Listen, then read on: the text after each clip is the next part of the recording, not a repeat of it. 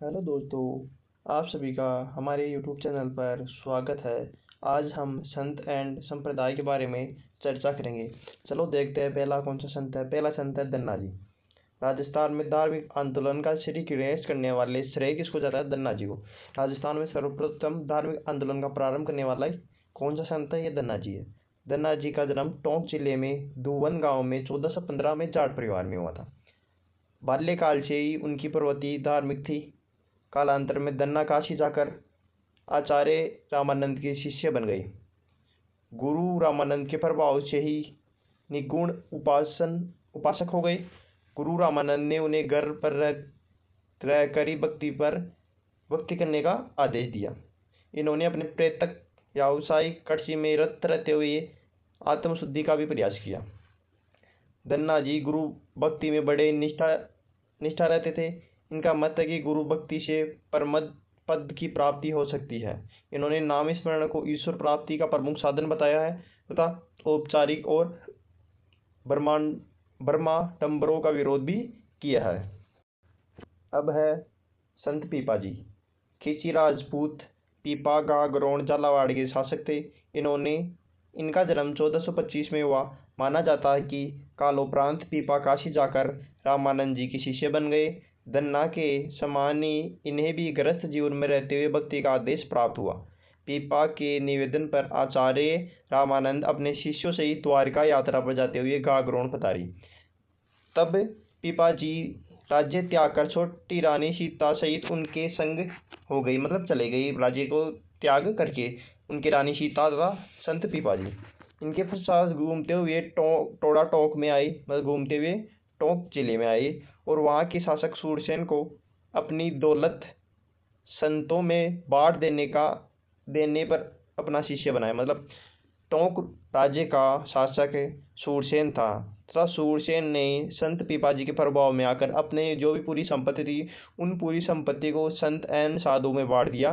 तब बांटने के पश्चात सूरसेन को संत पीपाजी ने अपना शिष्य बनाया। अनेक स्थानों की यात्रा करते हुए वे गागरोन लौट आए और आहू या काली सिंध के पवित्र संगम पर एक गुफा में रहने लगे।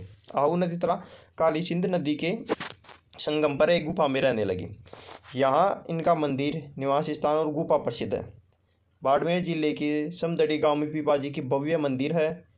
यहाँ इनके प्रमुख अनुयायी दर्जी समाज का प्रतिवर्ष चैत्र शुक्ल पूर्णिमा को विशाल मेला आयोजित होता है। पीपा से संबंधित विस्तृत साहित्य लिखित ग्रंथ भंडारों में उपलब्ध है, जिन्हें पीपा की कथा, पीपा की पर्ची, पीपा की वाणी, साखिया, पीपा की कथा, पीपा की पर्ची, पीपा की वाणी, साखिया आदि प्रमुख है। 17वीं शताब्दी के हस्तलिखित ग्रंथ पीपा द्वारा रचित एक चिंतावणी नामक ग्रंथ भी प्राप्त हुआ है। चिंतावणी भी इनका है, साखिया भी इनका है, कथा पर्ची ये सभी इनके ग्रंथ है। ईश्वर प्राप्ति से गुरु के निर्देश को पीपा ने आवश्यक बताया है। भक्ति नाम स्मरण को ये मोक्ष प्राप्ति का प्रमुख साधन मानते हैं। पीपा मूर्ति पूजा का विरोध करते हुए ईश्वर उपासन करने पर जोर देते हैं। पीपा ऊंच नीच में विश्वास नहीं करते हैं। वे प्राणी मात्र की समानता का समर्थन करते हैं और ईश्वर की दृष्टि में प्रभावी समान है। ईश्वर की दृष्टि में सभी प्राणी समान होते हैं। संत जम्बोजी।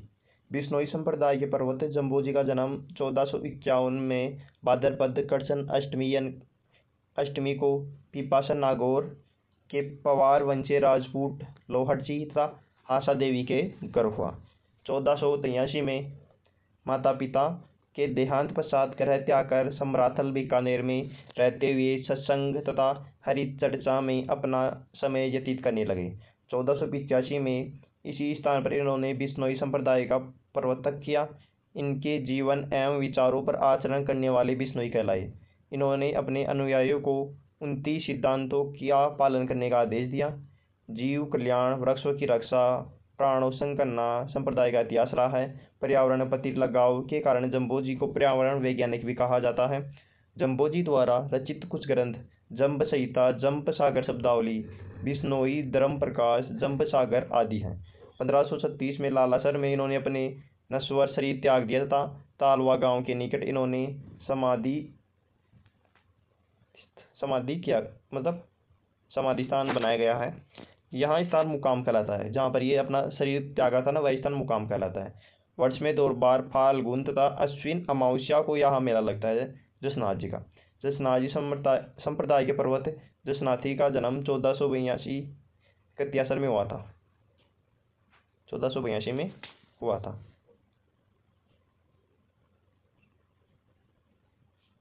इन्हें हमीर जी जानी जाती है और उपाधि का पोष्य पुत्र माना जाता है।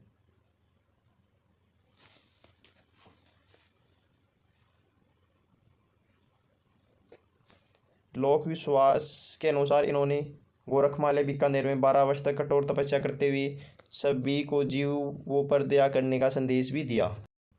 जसनाथ जी ने लोहे पांगल नामक तांत्रिक का घमंड चकनाचूर किया। रावलूणकरण को बीकानेर का राजपद पाने का वरदान दिया। इनके चमत्कारों को प्रभावित होकर दिल्ली सुल्तान सिकंदर लोधी तक इन्हें कत्यासर की वासभूमि दी थी। 1500 में जसनाथ तथा जम्बो जी परस्पर मिलन हुआ। जसनाथ जी ने अश्विन शुक्ल सप्तमी यानी 1506 में 24 वर्ष की अल्प आयु में कत्यासर में जीवित समाधि ली। इनके उपदेश शंभुदड़ा तथा कोड़ा नामक ग्रंथ में संग्रहित है। कत्यासरी जसनाथ जी की तपोभूमि तथा क्रम स्थली है। वह वर्ष में 3 बार अश्विन शुक्ल सप्तमी, माघ शुक्ल सप्तमी, चैत्र शुक्ल सप्तमी को विशाल मेला बढ़ता है। जम्बो जी का 2 बार बढ़ता है साल में मेला, और जसनाथ जी संत का वर्ष में 3 बार मेला बढ़ता है, अश्विन में, चैत्र में और माघ माह में। अब बात आगे है लालदास जी। लालदास जी संप्रदाय के पर्वत लालदास जी का जन्म मेवात प्रदेश अलौर में दोली दुर्ग गांव में श्रावण कृष्ण पंचमी 1504 में हुआ। इनके पिता का नाम चांदमल और माता का नाम संप्रदा था। लालदास ने तिजारा के फकीर गर्दन चिश्ती के दीक्षित होकर इन्हें भी प्रेरणा स्वरूप ध्रुव बांदोली गांव में सिंहशिला पहाड़ी पर कुटिया बना ली। मेवात क्षेत्र में फैली धार्मिक सामाजिक कुरीतियों को दूर करते हुए लालदास जी ने नैतिक शुद्धता पर बल दिया।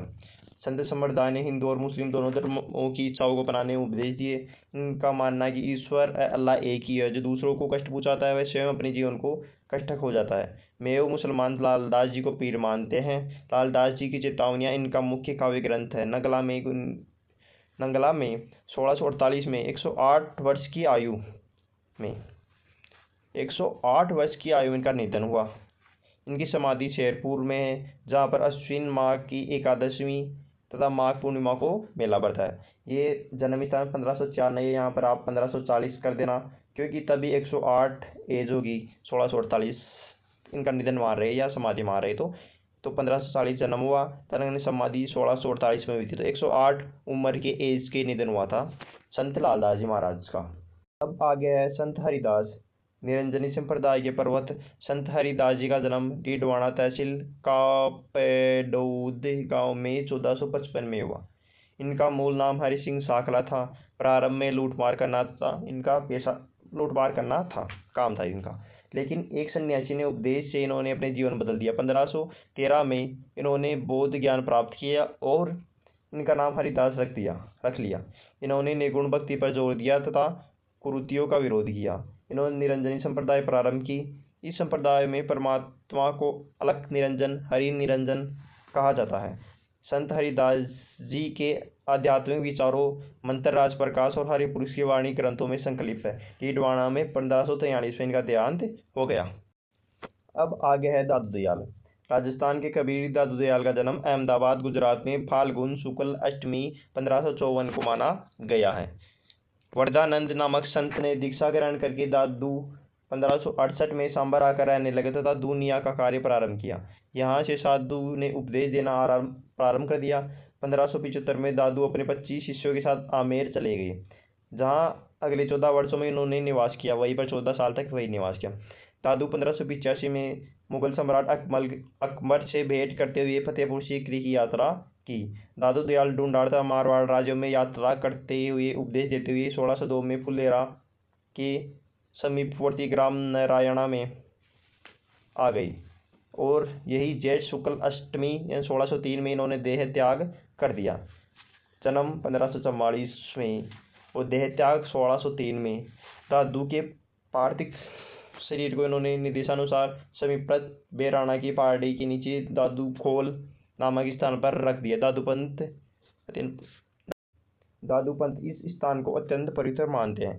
दादू ने ब्रह्मा, जीव, जगत, मोक्ष पर अपने उपदेश सरल भाषा में सद्दुकड़ी में दिए। दादू जी की वाणी तथा दादूरा दुआ नामक ग्रंथों में दादू के उपदेश और विचार मिलते हैं। दादू कबीर की तरह सुधारवादी आचरण और मोक्ष के मूल्यों को मानने वाले परमतु की तलाश करते रहते थे। दादू ने कर्मकांड, जाति प्रथा, मूर्ति पूजा, रूढ़िवादी आदि पर घोर विरोध किया। गरीबदास, मिस्कनदास, सुंदरदास, बखनाजी, रजबजी, माधुदास आदि दादू के प्रमुख शिष्य थे तथा अब बचे हुए संत नेक्स्ट वीडियो में देखेंगे। धन्यवाद दोस्तों।